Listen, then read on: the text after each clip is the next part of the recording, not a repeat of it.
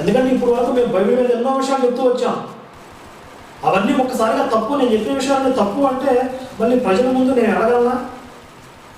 నా మొహం చెల్లిద్దా ఇంకా అక్కడ వెళ్ళడానికి?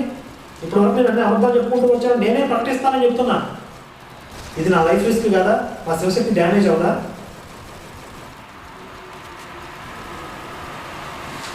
నీకు లైఫ్ రిస్క్ ఏంటి అసలు? నీకు ఒక మంచి అవకాశం చాలా ఈజీగా కొట్టేస్తానన్నప్పుడు కరుణాకర్ ఒక దెబ్బతో నోట్ ముగించేసి ఒక కీర్తి వచ్చేసింది కదా నీకు.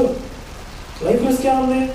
లైఫ్ రిస్క్ చేస్తున్నాం అంటే బైబిల్ ఏమో నీకు అర్థమైంది అనమాట. ఇది చాలా కష్టం, ఇది మన వల్ల అయ్యే పని కాదు. కాబట్టి దీన్ని ఎలా తప్పించుకోవాలి, దీన్ని ఎలా తప్పించుకోవాలని ఒక ఎత్తుగడేసి నువ్వు క్రైస్తవుగా మారిపోవాలి, నేను హిందువుగా మారిపోవాలనే ఒక ఇంతకుముందు నుంచి వాళ్ళకి ఇదే పద్ధతి.